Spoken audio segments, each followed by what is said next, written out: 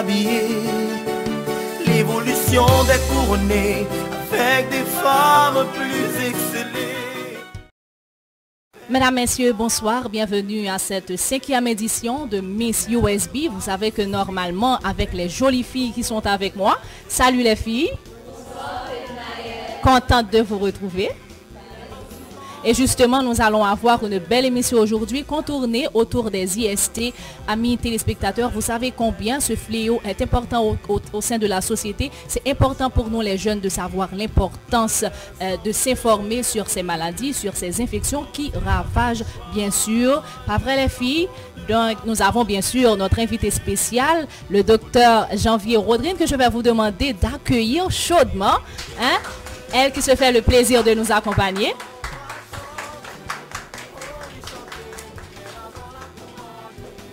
Déjà avec nous, on dit bienvenue à Dr Rodrine Janvier. Merci les filles. Mettez-vous, merci. Donc, je laisse à Dr Rodrine Janvier le soin de se présenter elle-même parce qu'il y a tellement de trucs dans ton CV là, moi-même, je n'ai pas voulu oser le risque. Alors, bonsoir à tous les téléspectateurs, bonsoir à vous les filles. Bonsoir. Toi, Fednaël. Bonsoir, docteur. Je dois dire qu'avant tout, c'est un grand plaisir pour moi de pouvoir être votre invité à cette émission qui définitivement est devenue une tradition. Et je profite de l'occasion pour féliciter tous les organisateurs de cette émission car elle favorise à la jeunesse haïtienne la présentation de modèles, de femmes qui se disent que oui, il y a encore des gens au sein de la société qui sont formés et qui se forment encore. Bon oui, je suis docteur Janvier Rodrine. Je dois dire que j'ai eu à effectuer des études médicales à la faculté de médecine de pharmacie et de biologie médicale de l'Université d'État d'Haïti. Ensuite, je me suis rendue à la maternité Isaïe Gentil et Léon Audin pour une spécialisation qui est toujours en cours en obstétrique gynécologie. Et d'autre part, je dois dire que je fais toujours un alliage entre mes connaissances médicales et mon désir de toujours aider à la prévention. C'est la raison pour laquelle, en 2011, j'ai eu à présenter une rubrique de santé dans une émission sur une chaîne de télé de la capitale qui était très regardée. Et de 2012 jusqu'à date, j'ai eu une émission de santé et radio diffusée de concert avec un autre collègue et toujours dans la même optique. La prévention et toujours la prévention. Donc déjà, docteur Rodrine, le plaisir est pour nous hein, ici d'accueillir déjà votre personnalité et surtout qui va nous parler d'un phénomène qui est vraiment important au sein de la société. Alors le problème, ces infections justement sexuellement transmissibles, comment est-ce que vous pouvez nous parler de ces infections? Qu'est-ce que vous pouvez nous dire à propos? Alors, je dois te dire que tu as dit la société, mais disons que c'est dans le monde. Parce que selon l'OMS, qui est l'Organisation mondiale de la santé, chaque jour, on a près d'1 million d'individus qui contractent une IST. Parfois, ils le savent, des fois, ils ne le savent pas. Donc, je pense que c'est un sujet qui est non seulement vaste, mais qui est d'une extrême importance pour vous en tant que jeunes, pour les gens qui sont branchés à cette émission, tout simplement parce que tout le monde est concerné et chaque individu qui a une relation sexuelle peut contracter une IST. Et pour te dire, IST, c'est une infection sexuellement transmissible, c'est-à-dire que les gens peuvent contracter au cours des pratiques sexuelles. Je ne dis pas un rapport sexuel, mais des pratiques sexuelles, c'est-à-dire lors des contacts avec les sécrétions vaginales, avec le sperme, avec le liquide séminal. Pour être clair avec vous, le liquide séminal, c'est ce liquide qui sort un petit peu de temps avant l'éjaculation, donc avant la sortie du sperme. Ce liquide est également dangereux, tout simplement parce que la personne peut contracter une IST si son partenaire est infecté. Donc, il y a également le contact avec la partie interne du vagin, des autres parties des organes génitaux. C'est-à-dire, dès qu'il y a contact, dès qu'il y a pénétration vaginale, pénétration anale, et s'il y a également introduction du doigt, soit dans le vagin, soit dans l'anus, avec présence de lésions au niveau du doigt, de lésions au niveau des organes génitaux, ces deux personnes sont à risque de se transmettre l'une à l'autre une IST quelconque. Donc, c'est clair, au cours des relations sexuelles, des rapport sexuel, il y a risque de contracter une IST. Et ces infections sont causées par des germes qui sont des microbes. On ne peut pas les voir à l'œil nu. C'est comme vous l'avez appris, c'est au microscope qu'on est en mesure de les voir. Et ces germes ne sont pas seulement des virus, parce que dans notre société, les gens ont tendance à croire que dès qu'une personne a une infection, les gros virus. Non, c'est pas un virus, ça peut être un virus, une bactérie, ça peut être un parasite. Donc, un germe qui infecte un individu qui entraîne cette infection.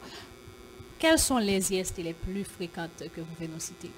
Bon, je dois te dire que on a près d'une trentaine de germes qui causent des IST.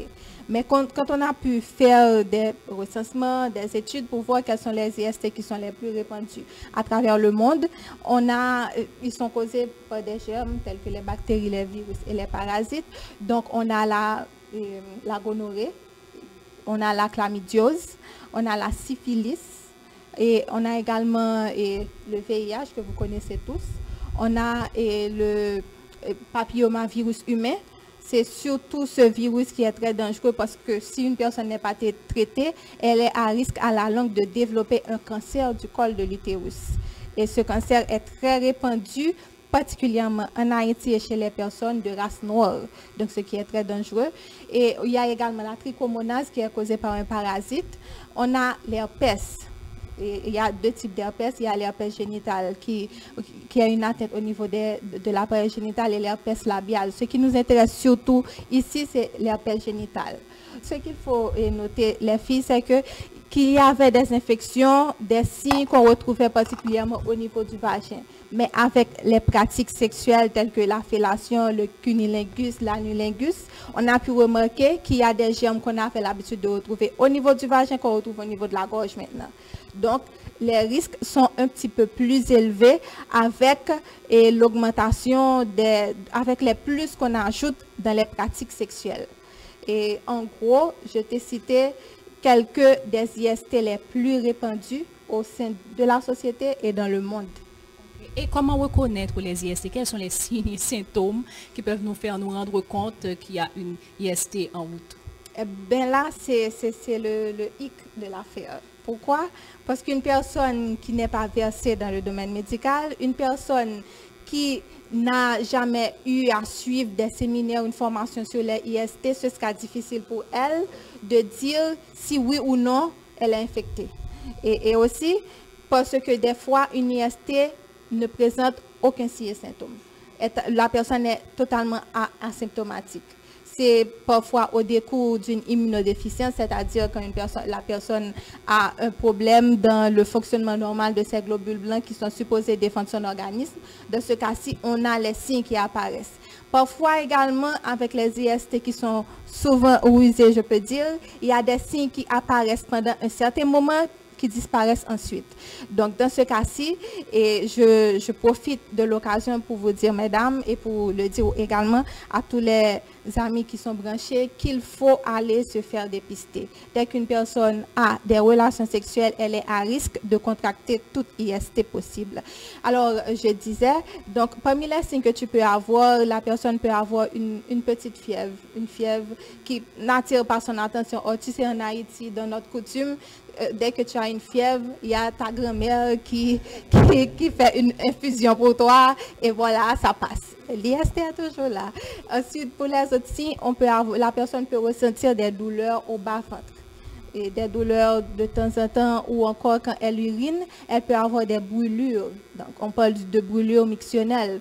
Et au fur et à mesure, les autres signes qu'on peut avoir chez une personne qui a contracté une IST, si elle est symptomatique, on peut avoir des démangeaisons au niveau, soit au niveau des organes génitaux, donc quand je dis organes génitaux, le vagin, au niveau du pénis pour l'homme, et également au niveau de l'anus, parce que vous savez qu'il y a des pratiques qui concernent l'anus, et on peut avoir également des lésions et des petits boutons pour mieux comprendre et des écoulements anormaux.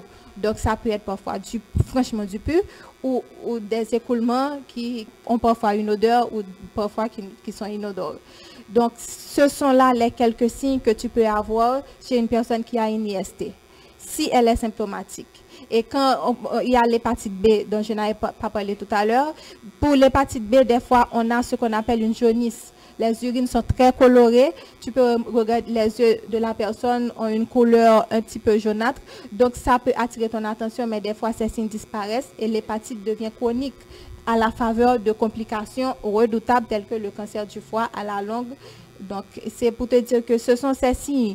Et si une personne les présente, un peu de fièvre, des douleurs au bas-ventre, des écoulements anormaux soit au niveau du pénis, du vagin, soit au niveau de l'anus, si elle présente des démangeaisons, et donc tous ces signes sont à la faveur d'une IST si la personne est sexuellement active ou si elle a été dans une situation de prise de risque. Quand je dis prise de risque, c'est une personne qui a une relation sexuelle non protégée avec une personne dont elle ignorait totalement le statut. Donc, c'est une prise de risque qu'elle a eue. Donc, toute prise de risque peut converger vers une IST. Et ce n'est pas en restant chez soi qu'on va savoir si on l'a contracté, oui ou non. Merci, docteur Audrine. Je t'en prie. Mesdames, Messieurs, le temps pour nous de marquer une toute première pause à cette nouvelle émission. On vous revient tout de suite après. Restez branchés. Des perles rares qui se suivent, des journaux et la télé. Bien plus calme et plus joli, ensemble pour s'amuser. Car vous et moi ensemble, nous allons gagner.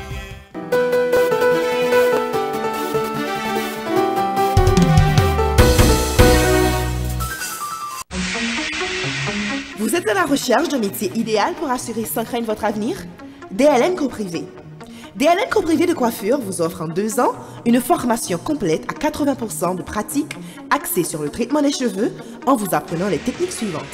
Traitement des cheveux, coupe, coloration, manucure, pédicure, tresse, twist et une formation de mise à niveau pour les coiffeuses et coiffeurs en fonction. Pour tout contact, faites le 31 33 87 87 37 45 67 87 ou écrivez-nous au dlncoprivé@yahoo.fr ou passez directement nous voir au numéro 44 Ricardou, Tort 65, Carrefour. DLN Coprivé, une nouvelle approche, une nouvelle façon de faire. Votre avenir professionnel définitivement est garanti par le choix judicieux que vous faites aujourd'hui. Et quand vous parlez d'avenir professionnel et de réussite sur le marché du travail, un choix incontournable s'impose à vous. USB, Unity School of Business. À la USB, apprenez avec fierté les options suivantes. Affaires publiques et relations internationales, marketing et relations publiques, sciences administratives, gestion des affaires et protocoles administratifs, secrétariat de direction trilingue, ticketing, hôtellerie et tourisme, comptabilité informatisée, assistance administrative et marketing, technique douanière, technique bancaire, gestion hôtelière, hôtellerie et restauration, hôtellerie et tourisme, informatique bureautique et anglais. USB 2, impasse Saint-Just Christois, zone Collège Marianne, phone 37 11 18 87, 46 28 42 42, 42 22 34 65, horaire matin, médian et soir. Inscription déjà en cours, nouvelle session début novembre.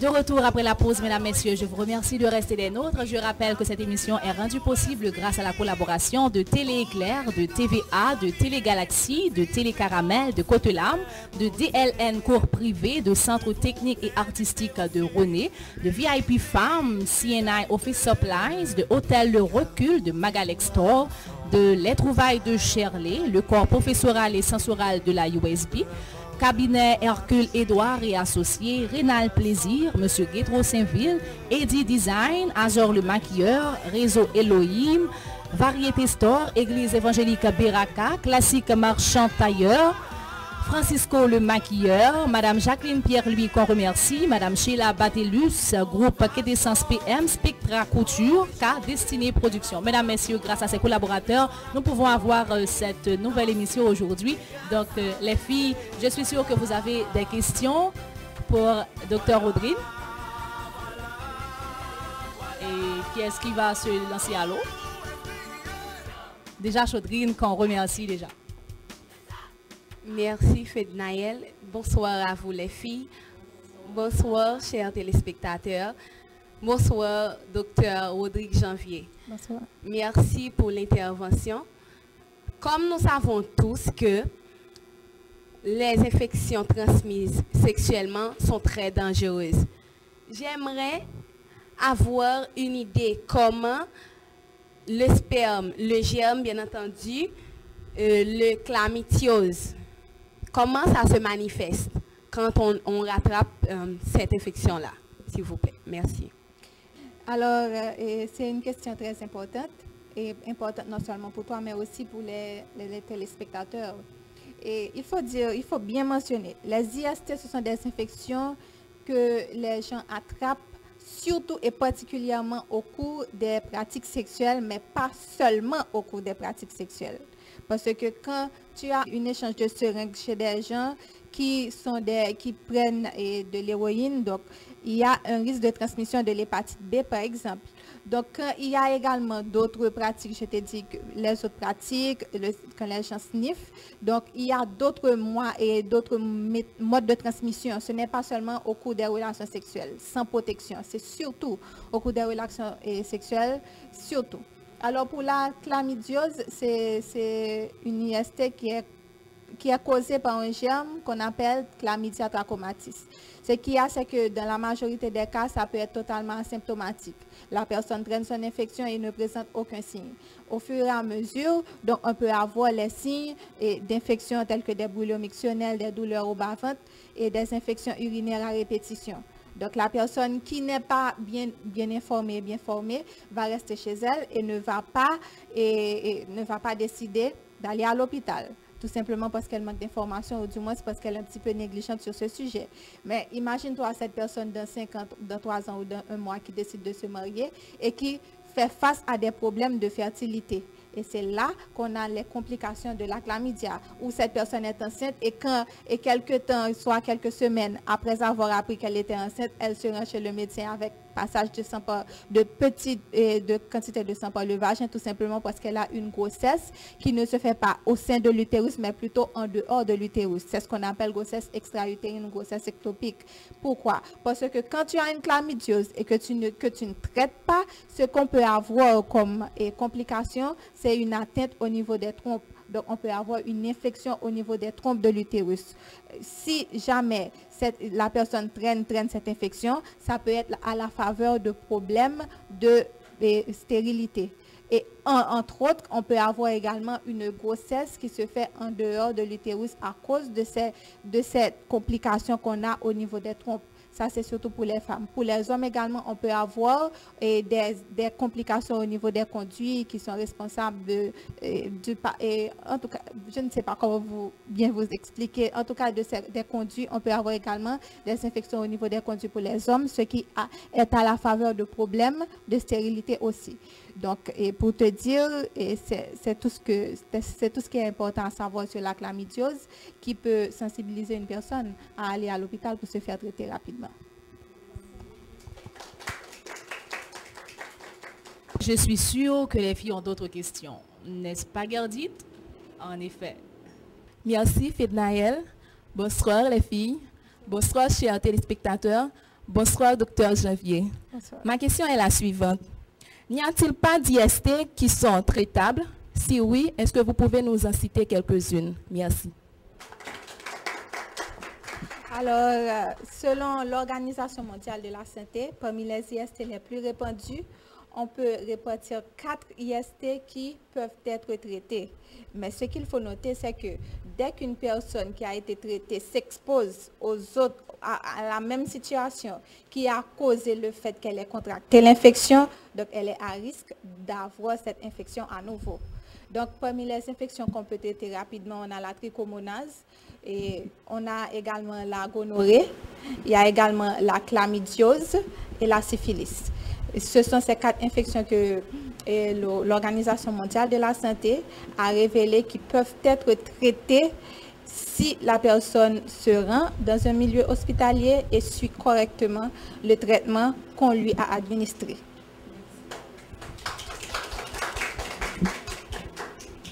Bonsoir les filles. Bonsoir docteur Janvier. Bonsoir chers téléspectateurs.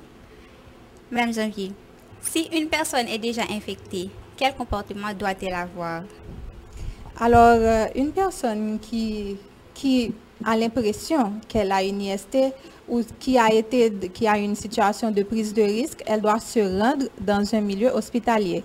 Dans tous les cas, il faut en parler. Il faut en parler soit au personnel médical, ensuite, il faut en parler à son ou sa partenaire pour lui dire que tu as été infecté. Parce que dans le cadre du traitement d'une IST, ce n'est pas le traitement d'une seule personne, c'est le traitement du couple, c'est le traitement du partenaire, des partenaires de la personne. Donc, il faut en parler, il faut accepter la prise en charge. Il y a des IST qui ont un traitement, comme je l'ai dit tantôt, ok, la personne a eu la dose correcte et ça va, elle n'a plus d'infection. Si elle va dans une situation à risque, elle risque d'avoir de la contracter à nouveau.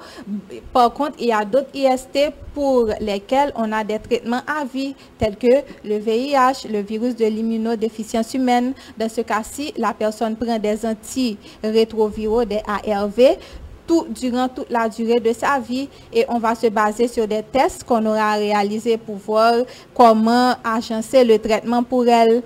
Donc ça, c'est pour vous dire que il faut une bonne prise en charge psychologique de la personne, ce qu'elle va trouver dans les centres hospitaliers où elle va se rendre.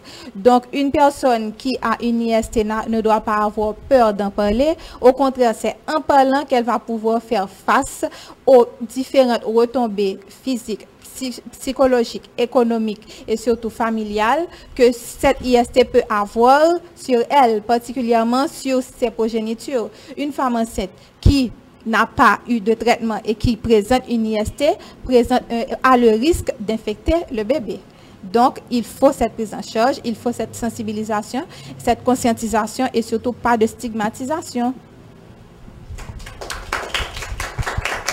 Merci, Madame Janvier. Chers téléspectateurs, postulantes, bonsoir. Des salutations spéciales à l'endroit du Dr Janvier. Bonsoir. Merci pour l'intervention du jour. Ce fut une intervention très enrichissante. Et ma question est la suivante. Le préservatif qui est censé être un élément protecteur lors des rapports sexuels pour remédier aux IST ou aux autres est censé, à ce qu'il paraît, une méthode non fiable. Je veux vous connaître la raison. Pourquoi? Et puis, que dit la OMS à ce sujet? Est-ce qu'elle pense mettre sur pied une nouvelle forme de préservatif ou bien de nouvelles méthodes? Merci. Et je l'ai dit dès le début en parlant des IST, au cours des rapports sexuels, des pratiques sexuelles sans protection. Donc, jusqu'à date, le préservatif est l'une des méthodes les plus fiables à utiliser pour se protéger contre les IST. Ce qui a comme problème, c'est que dans l'utilisation du préservatif, il y a parfois des gens qui ne savent pas comment l'utiliser correctement. Et je dois te dire que la première chose qu'une personne doit savoir, c'est que quand tu utilises un préservatif, il faut regarder la date de préemption pour t'assurer que le produit n'est pas à une date qui ne convient pas. Il faut également regarder si l'emballage n'est pas défectueux. Il faut également savoir à quel moment il faut mettre le préservatif sur un pénis qui est en érection. Il faut savoir à quel moment l'enlever. C'est après l'éjaculation, il faut l'enlever. Il faut savoir également qu'au cours d'un rapport sexuel, ce n'est pas obligatoire et ça ne se fait pas d'utiliser 2 préservatifs en même temps. Ou un préservatif à plusieurs reprises. C'est un préservatif pour une seule relation sexuelle. Donc, c'est surtout l'utilisation qui est défectueuse, comme je te l'ai dit, chez les gens, mais le préservatif reste l'une des méthodes les plus fiables, parmi lesquelles on peut également, l'OMS a remarqué que pour les gens qui sont circoncis, il y a moins de risques de contracter le VIH, par exemple, par rapport aux hommes qui ne sont pas circoncis. Donc, les risques diminuent au cas par cas, mais le préservatif, c'est le premier conseil qu'on donne aux gens qui veulent avoir une relation sexuelle tout en évitant de contracter une IST.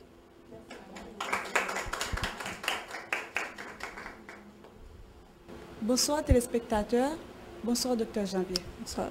Ma question est la suivante. Est-ce que si les 2 partenaires se font soigner, est-ce qu'il y a un risque d'attraper à nouveau un IST en entrant en contact sexuel sans préservatif? Merci.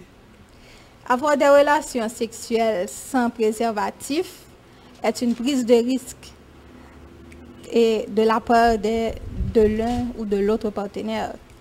Parce que dans une relation, une femme peut avoir son partenaire qui a plusieurs partenaires. Donc, la femme a des partenaires, vice-versa.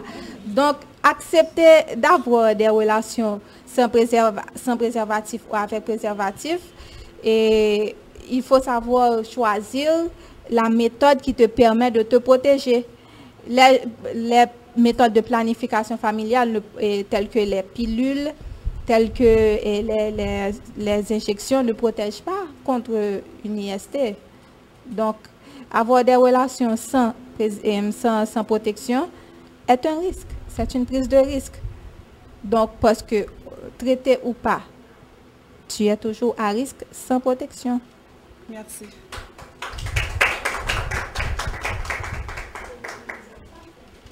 Chers téléspectateurs, chères postulantes, Docteur Janvier, bonsoir. Bonsoir. Vous aviez dit que le risque des IST est répandu dans la race noire. Quelle est la cause? Est-ce une manque d'éducation sociale? Merci.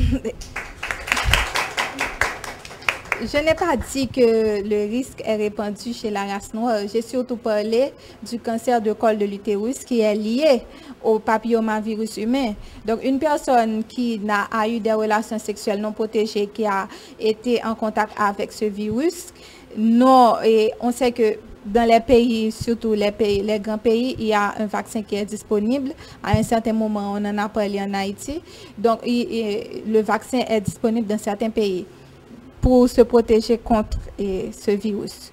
Mais si la personne n'a pas suivi, n'a pas eu un suivi médical, donc à la longue, dans les 10 à 13 années, elle peut développer un cancer du col de l'utérus parce qu'elle aura des lésions au niveau du col qui seront à la faveur de ce cancer. Et on a pu remarquer, c'est surtout chez les personnes de race noire.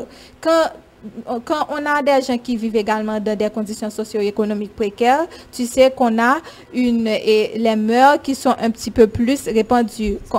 On a également des pratiques sexuelles, c'est pas pratiquement lié à la race noire. Les IST sont répandus à travers le monde, que ce soit dans les pays développés que dans les pays du tiers-monde.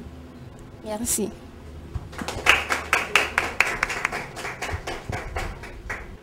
Chers téléspectateurs, bonsoir. Bonsoir, docteur Janvier. Bonsoir. Je tiens vraiment à vous féliciter pour le travail que vous faites dans la société haïtienne. Merci. Docteur Janvier, j'aimerais savoir la durée de vie d'un nouveau-né ayant atteint le VIH. Alors, ce qu'il faut dire, c'est que une femme enceinte doit bénéficier d'un suivi prénatal. C'est-à-dire, dès le moment où elle a appris qu'elle était enceinte, où elle a une suspicion de grossesse, elle doit se rendre chez un obstétricien gynécologue qui va l'évaluer et qui va lui donner des rendez-vous réguliers, non seulement pour dépister, pas seulement des IST, d'autres maladies qu'elle pourrait avoir, qui peuvent avoir des retombées néfastes sur la grossesse.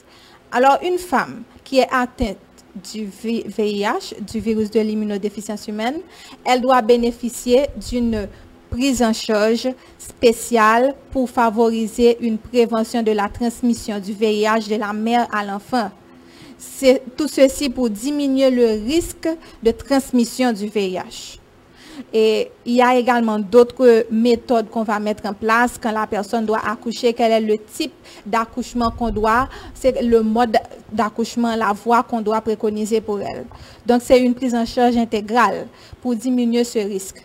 Donc, immédiatement que la femme accouche, il faut qu'on fasse une prise en charge et pour la mère et pour l'enfant. Tout ceci pour diminuer le risque. Donc, parler de la durée de vie d'une personne atteinte ou d'un bébé atteint, on ne parle pas vraiment de ça.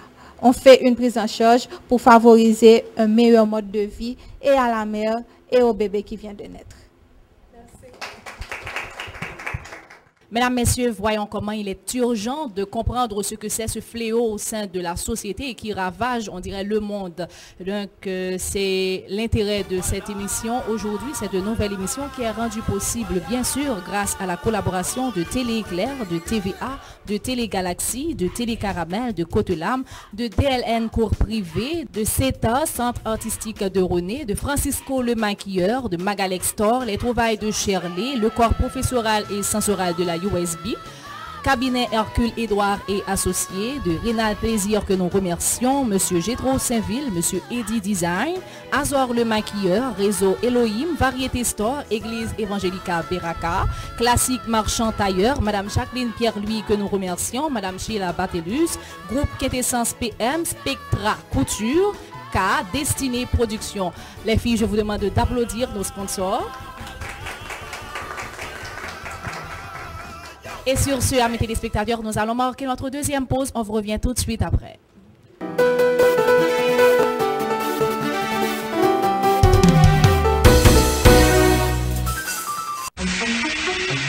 Vous êtes à la recherche d'un métier idéal pour assurer sans crainte votre avenir? DLN Coprivé. DLN Coprivé de coiffure vous offre en 2 ans une formation complète à 80% de pratique axée sur le traitement des cheveux en vous apprenant les techniques suivantes. Traitement des cheveux, coupe, coloration, manucure, pédicure, tresse, twist et une formation de mise à niveau pour les coiffeuses et coiffeurs en fonction. Pour tout contact, faites le 31 33 87 87 37 45 67 87 ou écrivez-nous au dlncoprivé@yahoo.fr ou passez directement nous voir au numéro 44 rue Cordoue, Tort 65, Carrefour. DLN Coprivé, une nouvelle approche, une nouvelle façon de faire. Votre avenir professionnel, définitivement, est garanti par le choix judicieux que vous faites aujourd'hui.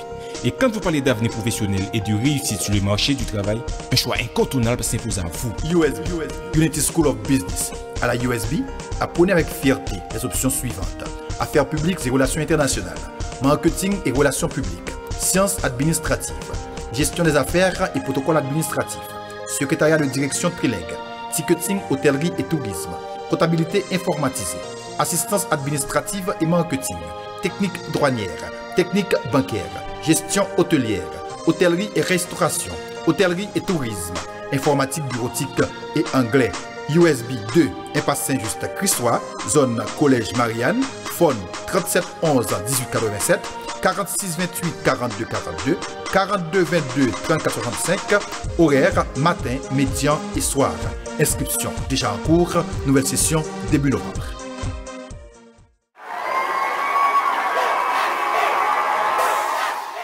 De retour après la pause, mesdames, messieurs, merci de rester des nôtres. On passe à la deuxième série de notre émission. Merci les filles de poser vos questions. Qui va se lancer à l'eau? Samantha. Merci Pednaël. Bonsoir chers téléspectateurs. Bonsoir docteur Janvier. Vous en avez parlé à la volée, mais j'ai quand même eu le temps de noter. Alors j'aimerais que vous nous en dites plus sur le papillomavirus humain, s'il vous plaît. Merci.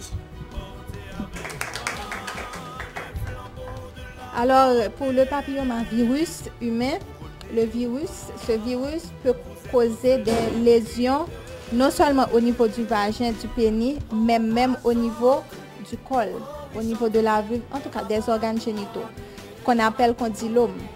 Donc, normalement, le traitement se fait facilement. La personne fait un suivi pour pouvoir enlever ces lésions qui seront très visibles parce qu'on dit végétation, en tout cas, ce sont des lésions que tu vas voir et qui sont nuisibles. Donc, la sexualité de la personne également est touchée parce qu'avec des lésions au niveau de la vulve, au niveau du vagin, au niveau du pénis, ce sera difficile pour la personne de bien vivre sa vie sexuelle, si je me permets de le dire. Donc, à la longue, si la personne n'est pas traitée, si elle présente des lésions au niveau du col et ne le sait pas, ne suit pas de traitement, ça peut conduire à des problèmes de cancer du col de l'utérus. Donc, pour une femme, ça peut aboutir à un cancer du col. C'est la raison pour laquelle j'encourage également toutes les femmes qui ont une vie sexuelle active de faire le pap test parce que c'est le pap test qui va leur permettre de savoir s'il y a des lésions qui sont à la faveur d'une progression vers un cancer du col de l'utérus. Donc, dès que la personne est en contact avec ce virus, il y a des risques d'avoir à la longue, après des années, ce cancer. Merci, docteur Janvier. Bonsoir téléspectateurs, bonsoir docteur Janvier. Bonsoir. Vous aviez dit que toute prise de risque peut causer une infection. Alors, ce que j'aimerais savoir, c'est est-ce qu'un IVG peut causer une IST? Merci.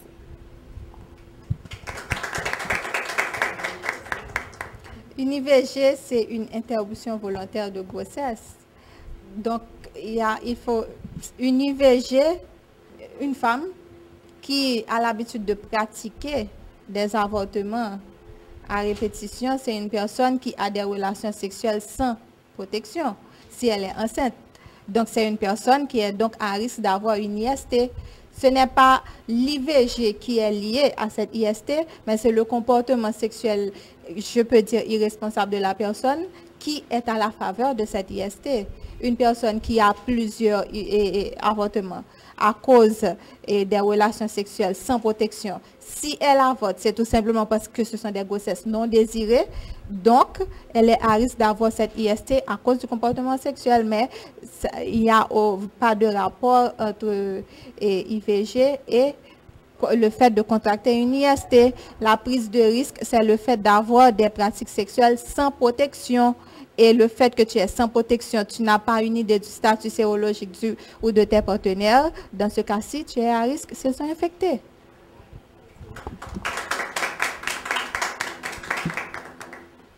Bonsoir, chers téléspectateurs, et bonsoir, docteur Janvier. Bonsoir. J'aimerais tout simplement savoir si l'infection urinaire est sexuellement transmissible. Une infection urinaire, c'est normalement une personne qui a des douleurs au bas-ventre, qui a remarqué qu'elle a des urines qui sont parfois malodorantes, qu'elle a des brûlures quand elle urine, ce qu'on appelle brûlure mictionnelle, elle se rend à l'hôpital. Lorsqu'on fait un test PREL, on va voir quel est le germe qui a causé cette infection. Ça peut être un germe qui ne cause pas d'IST, ça peut être également la présence d'une IST qui a causé cette infection urinaire. Donc l'infection urinaire n'est pas une IST, ça peut être le signe qu'une personne a une IST. Donc, il faut chercher le germe en cause pour savoir si c'est l'un des germes qui cause les IST les plus répandus ou les IST qu'on connaît. Donc, le lien n'existe pas trop vraiment.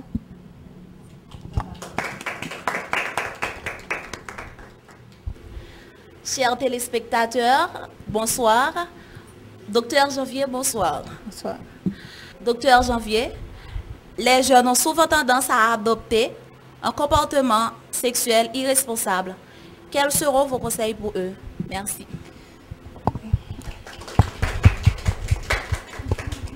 Alors, au lieu d'aller en aval, il faut aller en amont. Il faut en parler aux parents. Il faut que l'éducation sexuelle des enfants se fasse. Parce que les enfants, ce sont les jeunes de demain et constituent l'avenir d'un pays. Donc, le sexe est considéré comme un sujet jusque-là tabou dans notre société, dans les familles haïtiennes et même dans les écoles.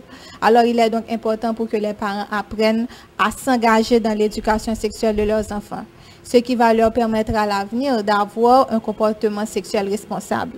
Et maintenant, aux jeunes qui décident d'avoir une relation sexuelle, il faut leur dire que au cours d'une relation sexuelle, on peut avoir un souci de bien-être et un souci de plaisir, mais tout au long de cette relation, à chaque seconde qui passe, dès qu'il n'y a pas de protection, il y a un risque d'attraper des IST, quel que soit l'IST.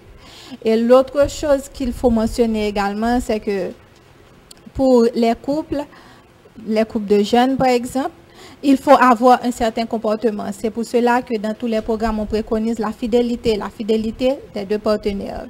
Et si un jeune pense qu'il n'est pas en mesure de faire face à une grossesse non désirée, il y a également l'abstinence comme méthode jusque-là qui tient sa place parmi les moyens de prévention des IST. Donc, l'éducation sexuelle des enfants, le comportement sexuel responsable, l'utilisation des préservatifs, la fidélité, l'abstinence, ce sont là tous les moyens que les jeunes, que les êtres humains ont à leur portée pour éviter de contracter ces IST. Chers téléspectateurs, bonsoir. Bonsoir, chère postulante. Bonsoir, docteur Janvier. Je me lance directement dans ma question. N'y a-t-il pas d'autres infections à part de la blénorragie pouvant causer la perte vaginale et l'écoulement du pénis chez l'homme?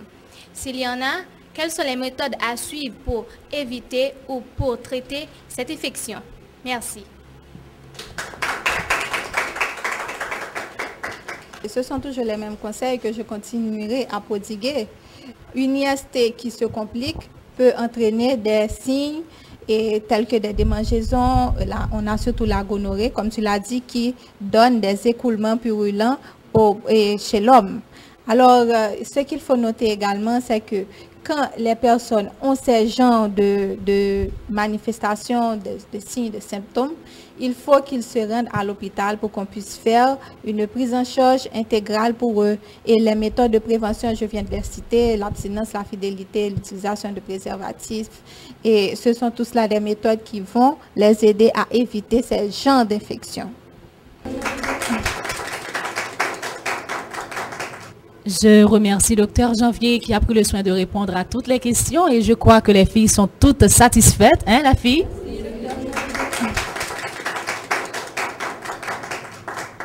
Amis téléspectateurs, il s'agit là d'une émission spéciale conçue autour des IST, infections sexuellement transmissibles. Nous savons tous maintenant l'importance de prendre des précautions, de prendre des mesures nécessaires pour prévenir non seulement ces genres de maladies, mais aussi quel comportement adopter envers ces genres d'infections.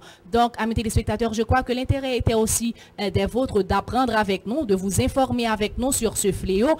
Et les filles, je crois que bonne note est prise. Déjà grâce à l'apport de Dr Janvier qui s'est rendu disponible pour nous et qui a répondu à toutes les questions. On vous remercie Dr Janvier et j'espère que quand même vous nous donnerez l'opportunité de vous revoir encore une fois pour, je ne sais pas, un autre sujet les filles, des sujets qui nous intéressent au sein de la société et aussi qui nous intéressent en tant que jeunes. Hein?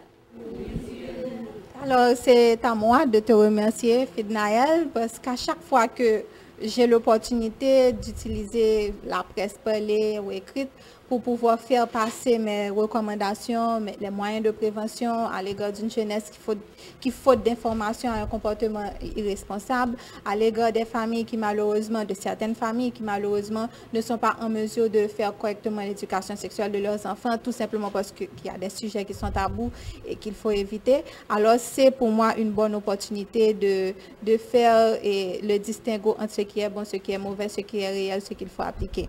Alors comme mot, je pourrais dire que les IST, les infections sexuellement transmissibles, guettent toute personne qui a une relation sexuelle sans protection.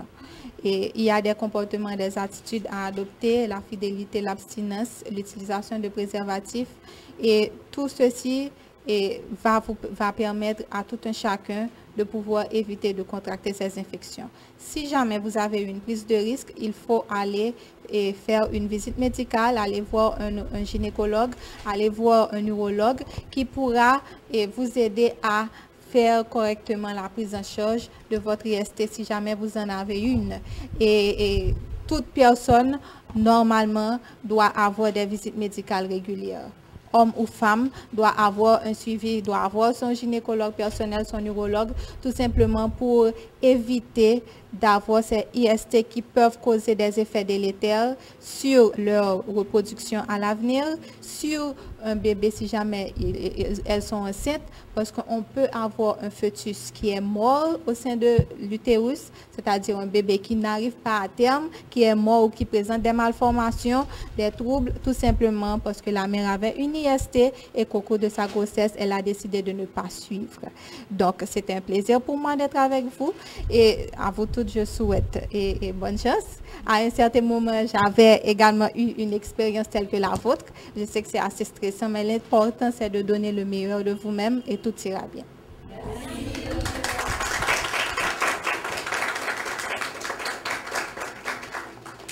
Je remercie encore Dr Janvier. Je vous remercie, amis téléspectateurs, vous qui vous êtes tenus disponibles pour vous informer à propos de ces infections qui deviennent urgentes pour vous. En fait, je rappelle que cette émission est rendue possible grâce à nos collaborateurs, nos chers amis qui sont avec nous, Télé Éclair, TVA, Télé Galaxie, Télé Caramel, Côté Lame, DLN Cours Privé, CETAR, Centre Technique et Artistique de René, VIP Femmes, CNI Office Supplies, Hôtel Le Recul, Magalex Store, Francisco Le Maquilleur. C'est grâce à ce maquilleur que les filles soient aussi belles, hein?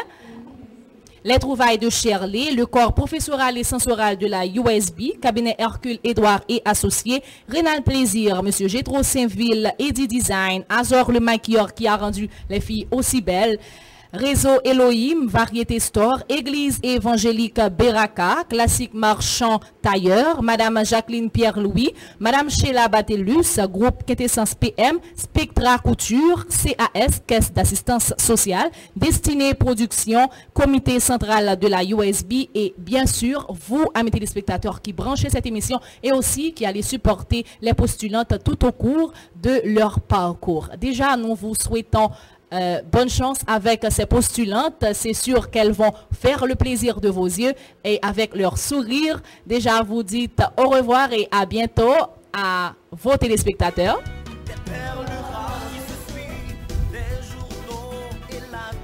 Merci de votre intérêt, amis téléspectateurs. La prochaine émission, c'est pour bientôt. Au revoir et à bientôt. Car vous et moi ensemble, nous allons gagner. Peu importe le choix du jury ou de l'assemblée, portez avec joie le flambeau de la beauté. Couronné ou pas, vous êtes reflet des divinités. On va chanter, oh oui chanter.